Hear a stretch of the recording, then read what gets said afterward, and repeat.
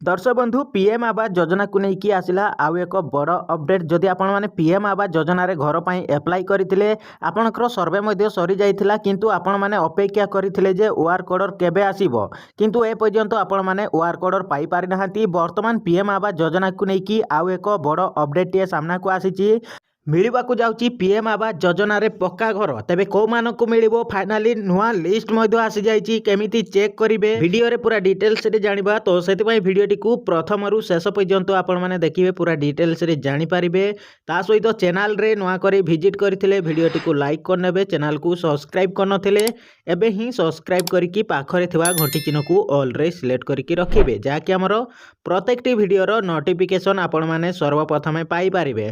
देखंतु वर्तमान पीएम आवास योजना रो draft list को बहुत पंचायत रे डिस्प्ले करा जाउची। धीरे धीरे समस्त पंचायत रे मध्य एही ड्राफ्ट लिस्ट को डिस्प्ले करा जिवो। सेठारे निजर नाम अछि कि नाही पंचायत को जाइकी मध्य आपण माने चेक करि पारिबे। वर्तमान समस्त पंचायत रे जो पीएम आवास योजना रो ड्राफ्ट लिस्ट को डिस्प्ले करा जाउची। जदि आपण माने अप्लाई करिथिले जदि आपणकर लिस्ट रे ना आसीची ना नाही आपण माने चेक करिया पई जदि चाहुचंती तेबे निज पंचायत को जाइकी मध्य चेक करि पारिबे। आपण माने नोटिस रे मध्य देखिथिबे जोंथरे कि लेखा जाइथिला जे आसंता जुलाई 8 तारिख भितरे एही ड्राफ्ट लिस्ट को नै जदि आपणकर कोनोसी अभियोग रहिची तेबे कंप्लेन बॉक्स माध्यम रे अभियोग करि पारिबे। अर्थात ड्राफ्ट लिस्ट रे जो मानकर नाम रहिची सेतिरे बहुत अयोग्य हिताधिकारी मध्य रहि पारिथांती। जे माने अनैतिक उपाय रे घर पाइबा पई चाहुचंती सेमानकर विरोध रे आपण माने कंप्लेन मध्य करि पारिबे। आजिर वीडियो रे पूरा डिटेल्स रो सहित कथा हेबा केउ प्रकार रो लोक माने आवास योजना रे घर पाइबे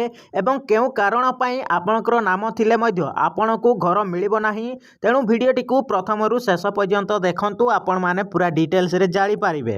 या सहित जदि आपणकर गाँ रे कोनोसी अयोग्य व्यक्ति घर पाइचंती ताहेले आपण तांको विरोध रे मध्य आपण माने कंप्लेन करि पारिबे। देखंतु दर्शक बंधु पूर्व वीडियो रे मु पंचायत रो ड्राफ्ट लिस्ट विषय रे कहिथिली बहुत लोक कमेंट करथिले जे ड्राफ्ट लिस्ट केउठु मिलिबो।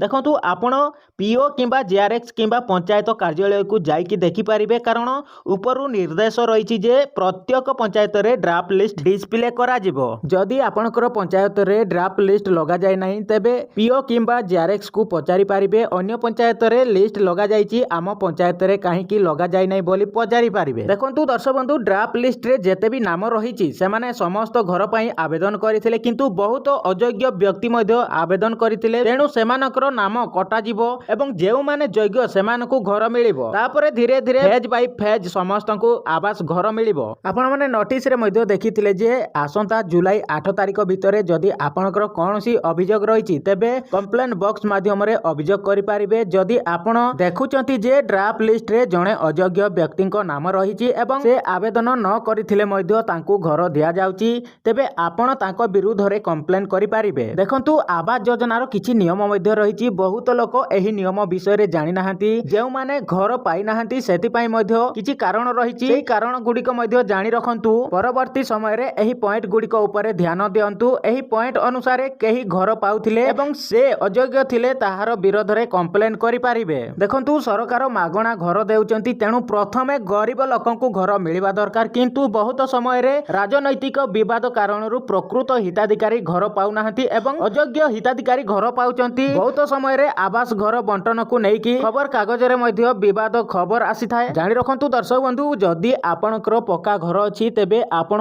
आवास घर पाइबा पई अयोग्य। आपणकर घर छोट हो कि बड़ हो किबा दी महला हो कि न हो जदि आपणकर पक्का घर अछि तेबे आपण अयोग्य बोली धरा जिवे। आपणकर घरे अति कम रे 2टी बेडरूम थिले मध्य आपण अयोग्य होई पारंती। देखंतु दर्शक बंधु आपणकर परिवार रो नाम रे व्यावसायिक उद्देश्य रे 3 चकिया किंबा 4 चकिया गाड़ी थिले मध्य आपण आवास घर पाइबे नाही। सेहि परि दर्शक बंधु जदि आपणकर पाखरे 5 एकर जलसचित जमी किंबा 10 एकर अणजलसचित जमी मध्य थिले आपण अयोग्य हेबे। अर्थात आपण माने पक्का घर पाई पारिबेनी। आपणकर पाखरे 5 एकर रो जलसचित जमी किंबा आपणकर 10 एकर रो अणजलसचित जमी रहिछि ताहेले मध्य आपण माने पक्का घर पाइबारे अयोग्य हेबे। सेहि परि जानि ଜାଣି ରଖନ୍ତୁ ଆବାସ ଯୋଜନାରେ କେଉଁମାନେ ଘର ପାଇବେ ନାହିଁ। ଏହି ସବୁ ପଏଣ୍ଟ ରହିଛି। ଏହି ପଏଣ୍ଟ ଅନୁସାରେ ନିଜେ ବିଚାର କରନ୍ତୁ ଆପଣ ଯୋଗ୍ୟ କି ଅଯୋଗ୍ୟ। ଆପଣଙ୍କର ଗାଁରେ କାହାକୁ ଘର ଦିଆଯାଉଛି ସେମାନେ ଯୋଗ୍ୟ କି ନୁହେଁ ତାହା ମଧ୍ୟ ଆପଣ ବିଚାର କରିପାରିବେ। ଦେଖନ୍ତୁ ଦର୍ଶକ ବନ୍ଧୁ ବହୁତ ଲୋକଙ୍କର ସ୍ୱପ୍ନ ରହିଥାଏ ଯେ